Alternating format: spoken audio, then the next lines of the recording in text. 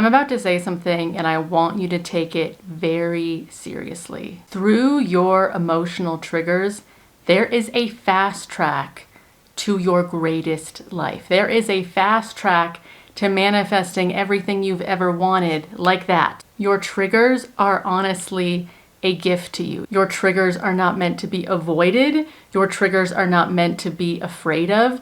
Your triggers are showing you exactly where you have given so much of your life force away, where you've given your power away. When the trigger physically manifests in this 3D reality and pops out at you and scares you, it's not doing that to punish you. It's doing that because it's trying to give you an opportunity. It's manifesting to give you an opportunity to go, thank you, I will take my power back from that now. If we didn't get that 3D trigger, that physical thing that triggered us, often we wouldn't deal with our emotional issues or our triggers. We wouldn't even know a lot of the time that we had been giving away our power, our life force, our manifestation power over to that thing, because these triggers often live so dormant, so subconscious, that we don't even know how much power we've given away to them until we see them physically manifest in our reality, scare the crap out of us and all that good stuff. But when we see the trigger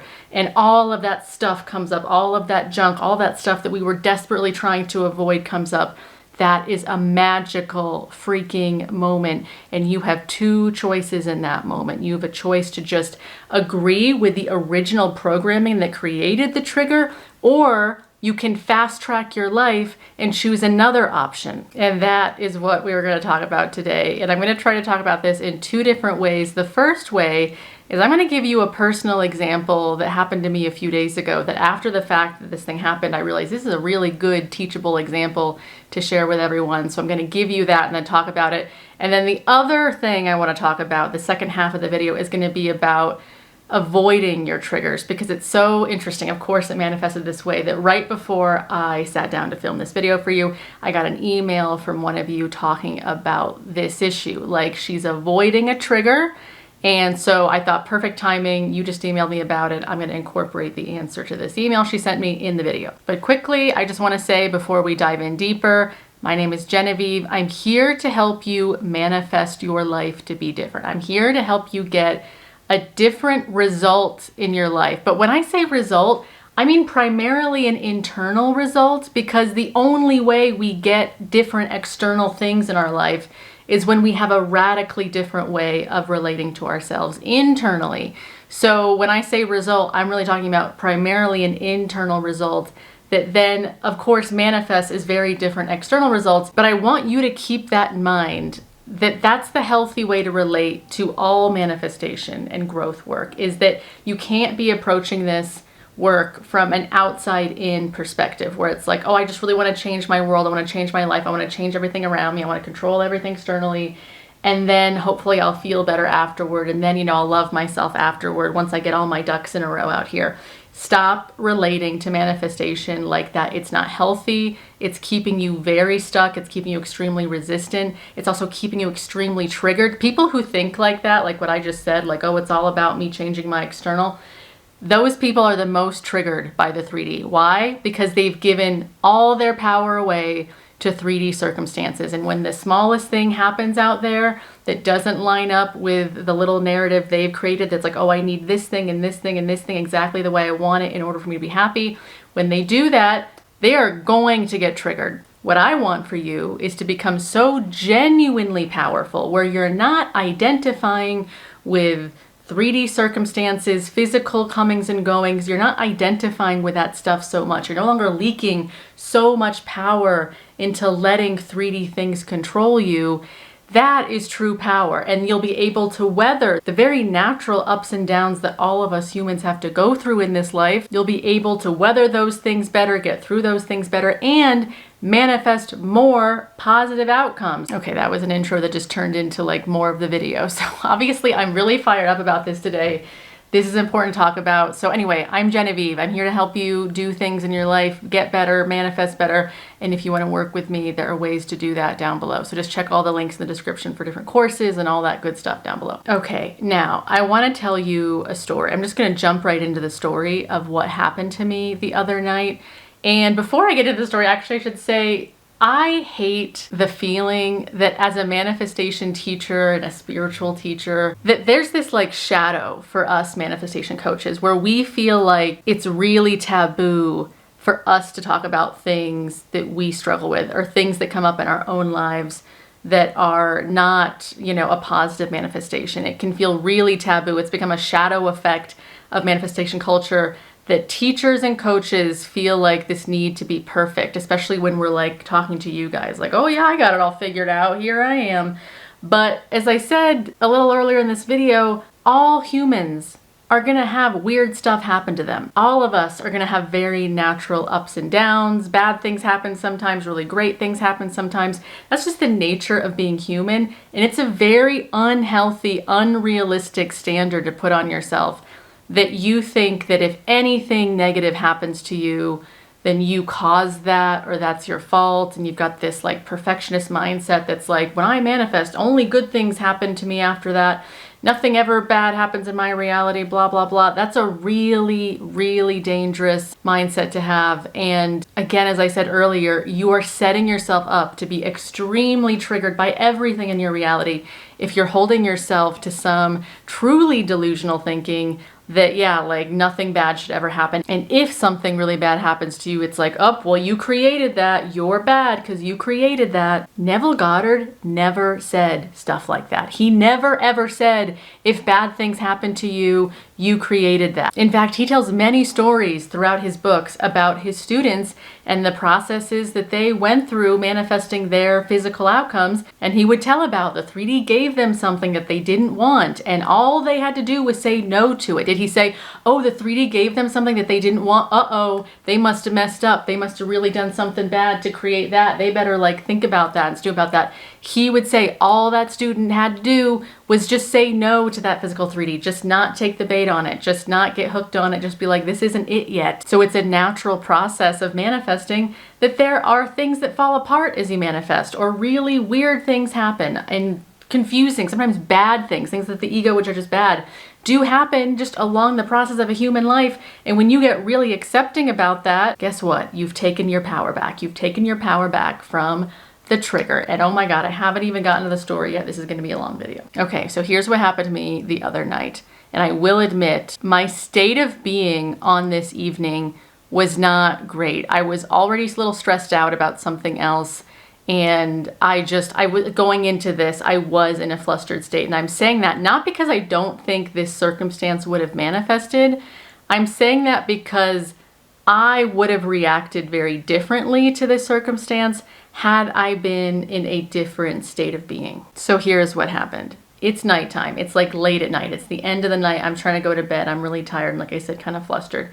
And I have a dog. And so it's like, okay, it's time to take the dog out for a little quick evening walk to do the dog's business and then, go to bed. So I take my dog out. It's dark. I just moved as well. So I'm in a new area where I don't really know my neighbors. And my dog, just at the moment that he's deciding to, do his business in the grass, I hear like around the corner, kind of close to me, there's two loud women who also have two little dogs, like kind of coming out around the corner. And it's dark and they don't initially see me, but I'm kind of hoping that they'll kind of see me as I'm trying to now awkwardly, like in the dark, like pick up the poop, that they'll see this and kind of, give us some space. Cause I'm the kind of dog owner that if I see another dog, I don't know what that other dog is like. I want to give them some space. It might be a reactive dog. Sometimes my dog can be a little reactive on a leash. So I'm hoping that they, will respect my space, but they don't. And they can clearly see me because I get, like I said, it's dark, but it's light enough, like there's like street lights. You can see that there's a person with a dog and I'm like maybe 20 feet away from them. So I'm now like kind of bending over, trying to pick up this poop, and I am already in my emotional reaction where I'm instantly just very annoyed at these women.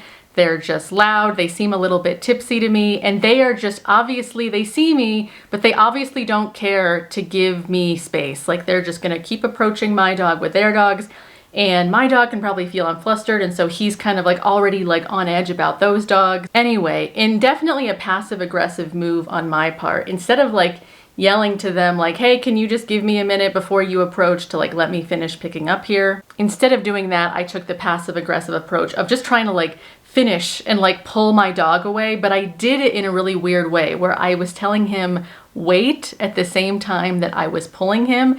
And it was just one of those things where I said the wrong word when I meant to say like, come on, let's go. I said wait. Anyway, here's the real triggering event, because obviously I'm flustered through all this. But as they pass me, again, they obviously saw me, they kind of start making fun of me. Like they start saying to each other like, wait, heel. And then they do the same thing I did where like they jerk their dog, but they're like obviously like imitating me in a way that they're like making fun of me a little bit. And I don't know what they were thinking. I don't know if they thought they were genuinely funny, because again, I'm pretty sure they were kind of tipsy, like they'd obviously been drinking or something. So maybe they thought this was just like funny for them to do. But I genuinely in that moment felt like I was being bullied. Like I was triggered back into like my like 11-year-old self, feeling like these women walking by are just like making fun of me because I'm so weird. I said the wrong thing, blah, blah, blah.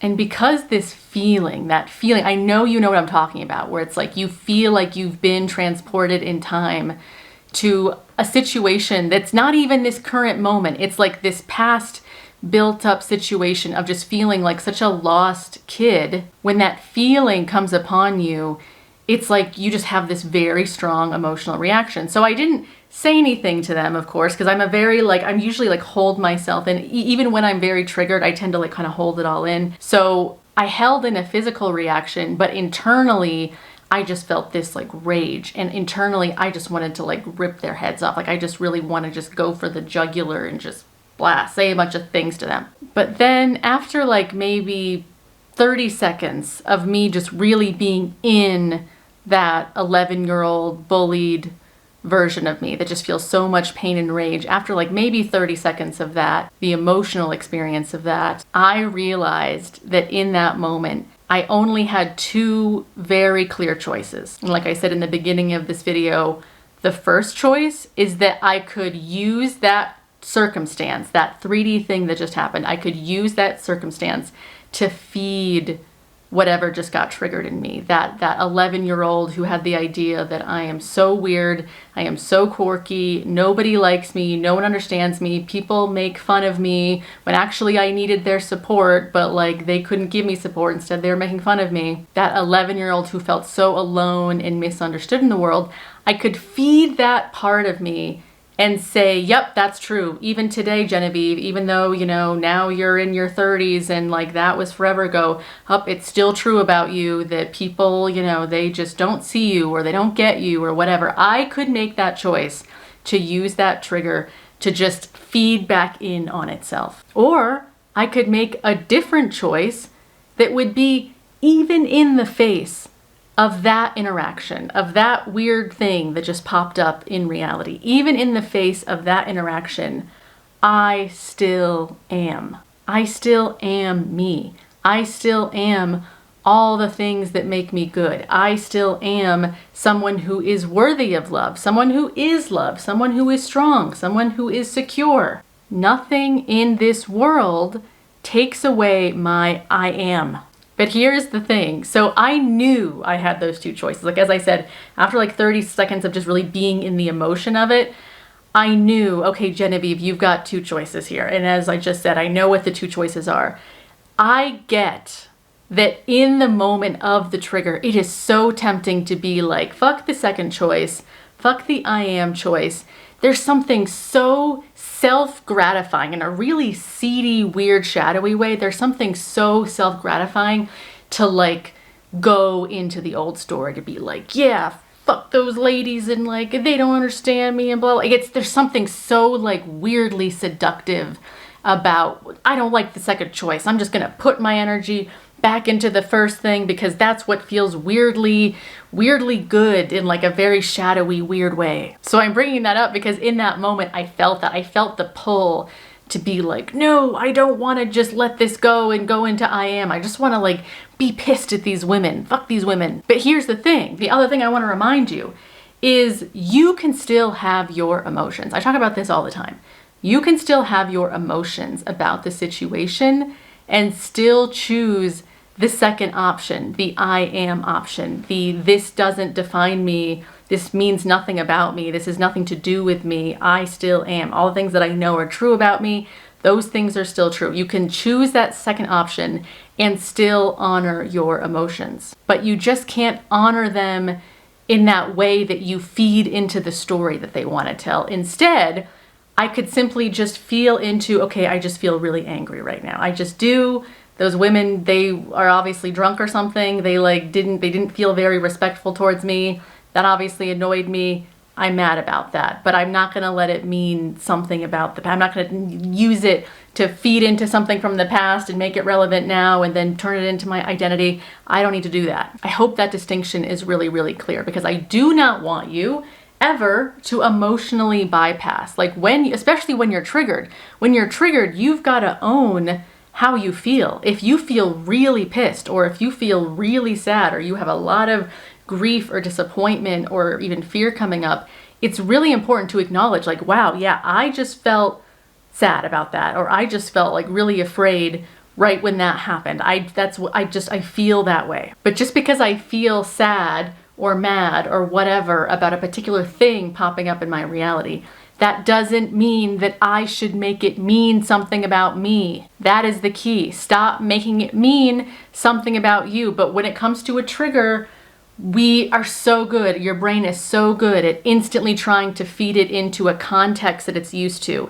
And the context is that it's used to is that, like in my example, it's like, oh, well, I'm a victim and nobody gets me and don't have any friends, or whatever the heck it is. That's the context that your brain is used to. That's like, oh, when we feel this way, or when someone treats us this way, that's what it means. It means that you're not loved or something. You have to completely let go of that. And like I said, you will notice the next time you're triggered, you will notice how weirdly seductive it is to want to go into the story. Like there's a part of you that's like, no, I like my story. It's like, it's so funny. It's just, I don't know what it is. But even being able to just laugh at it is also part of the way that we get space from it. So the title of this video is obviously how to stop being triggered.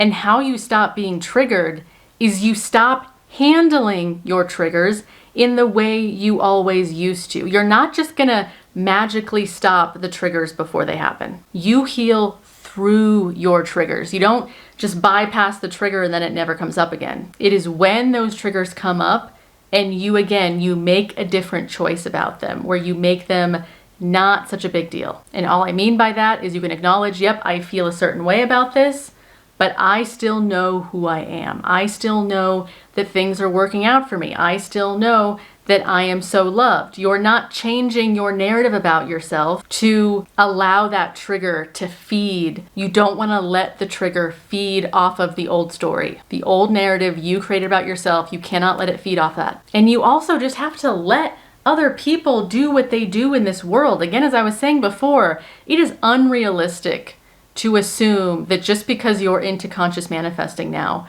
that nothing bad is ever going to happen to you again, or nobody's ever going to look at you the wrong way again, or everyone's going to be just like, just bowing when you walk down the street because you're a conscious manifester. Like, this is 3D reality. And there's a lot of us humans here. We've got a lot of individual issues in all of us. And it's just natural that we bump into each other sometimes. And half the time it doesn't mean anything. As I tell you guys a lot, things in reality only mean as much as whatever you make them mean. Everything is meaningless until you give it a meaning. So the women kind of making fun of me because of my dog situation, that's technically a completely meaningless circumstance. Completely. But I, in my operant power self, get this choice of what I make it mean about me. And this leads me to the next thing I want to talk about, which is, like I said before, the email I got from one of you. And I'm just going to sum up basically what she says without reading the email. She said that a friend of hers wanted to tell her some exciting news about her specific person, her SP. And this woman is so afraid to hear what the news is, because she's so afraid, oh my God, are they going to tell me that my SP, maybe is with somebody else? Are they going to tell me that my SP maybe is engaged? Maybe even like she mentions is maybe like has a pregnancy or something coming. Like, she's so worried about, what are they going to tell me? I can't handle it. So this woman told her friend, don't tell me anything. I don't want to know. And then she basically goes on asking me, what is the correct way to handle this? And some of you might know what I'm already going to say.